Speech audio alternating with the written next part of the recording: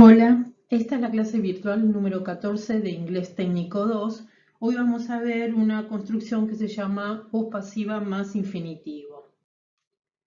Bueno, empecemos por recordar qué es la voz pasiva. Eso lo vimos en Inglés Técnico 1, que se formaba con el verbo to be, que podía estar en cualquier tiempo verbal, más el pasado participio del verbo. ¿Qué era el pasado participio del verbo? Es la tercera columna de la lista de verbos, tan conocida, y por lo general esos verbos se traducen con la terminación ido, ado. Por ejemplo, comido, cantado, estudiado, construido, etc.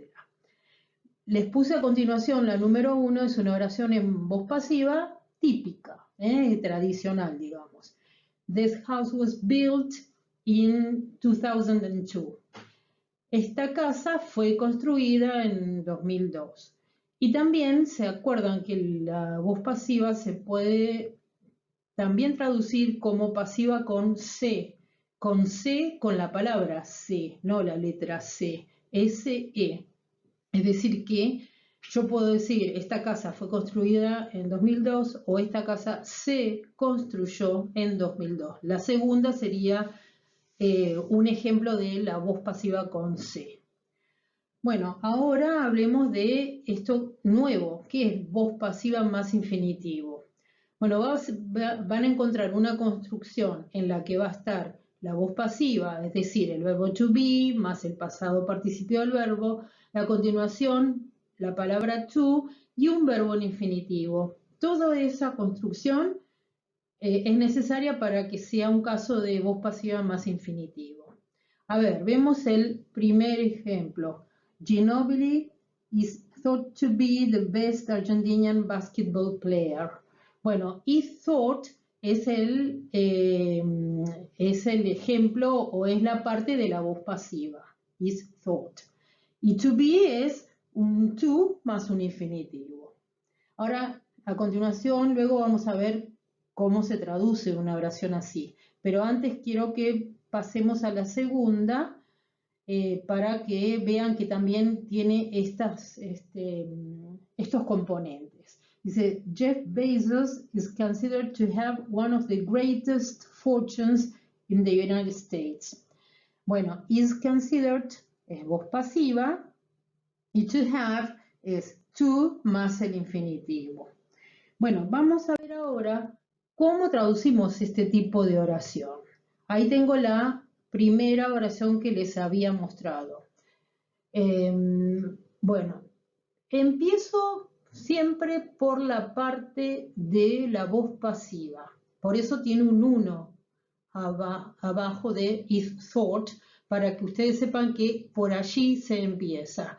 Y siempre voy a empezar a traducir la voz pasiva como voz pasiva con C.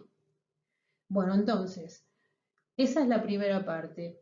Y la voy a traducir como se piensa. Luego paso a la parte del sujeto, es decir, en este caso Ginóbili, por eso tiene el número 2, porque esa es el segundo elemento que voy a traducir. Entonces digo, se piensa que Ginóbili, y la parte 3 es el verbo en infinitivo a continuación de to. Entonces, y luego sigo con todo lo restante que me falte en la oración. Entonces, la traducción va a ser, se piensa que Ginóbili es el mejor basquetbolista argentino.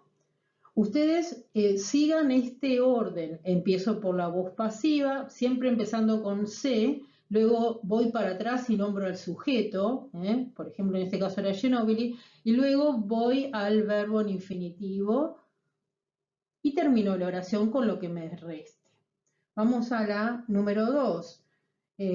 Jeff Bezos is considered to have one of the greatest fortunes in the United States. Bueno, is considered es la parte por la que voy a empezar. ¿Se acuerdan que la empiezo con C? Se considera. Luego voy al número 2 que sería el sujeto. Se considera que Jeff Bezos, y por último al verbo que está en infinitivo con to. Se considera que Jeff Bezos tiene una de las fortunas más grandes de los Estados Unidos. Bueno, la construcción puede estar en cualquier tiempo verbal y es el verbo to be de la voz pasiva el que me indica el tiempo.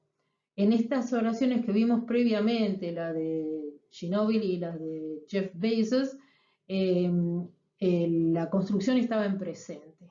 Ahora vamos a ver una en la que la voz pasiva está en pasado.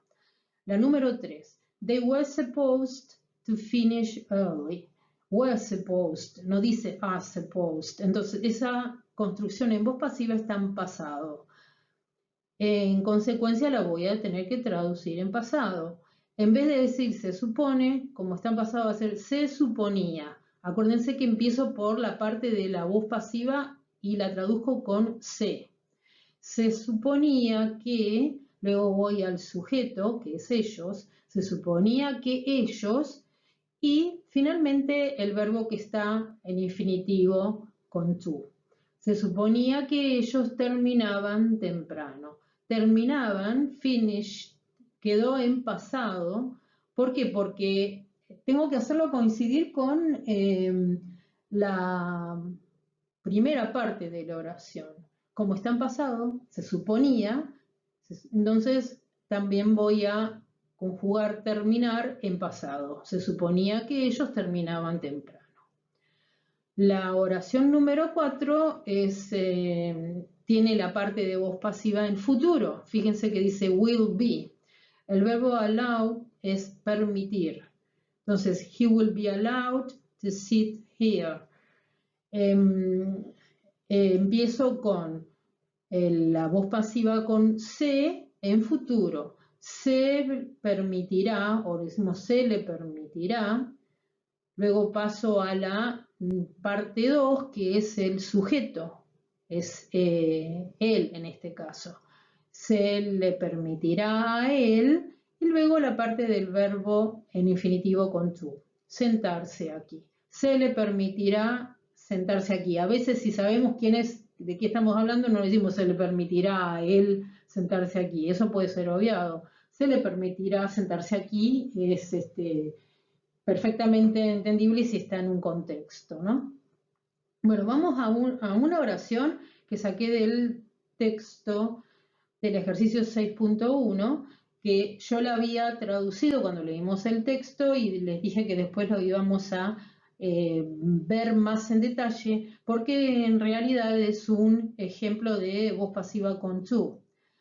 Se van a acordar cuando lo vean. Acá, ¿se acuerdan que decía restrooms? Eso quiere decir baños públicos, ¿no? Restrooms are found to contain paper towels, y seguía la oración, pero bueno, ¿para qué la iba a hacer más larga? No tenía sentido. Bueno, empiezo por la parte que dice uno, que es la voz pasiva.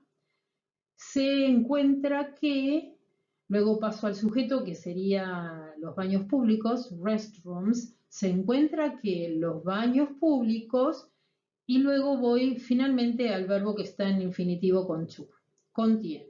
Entonces se encuentra que los baños públicos contienen toallas de papel. Sigan este consejo para traducir este tipo de oraciones, porque si lo traducen como les parece, es decir, como viene la oración, empiezo por el sujeto, les queda cualquier disparate. Bueno, tienen un ejercicio para practicar, que es el 13.1.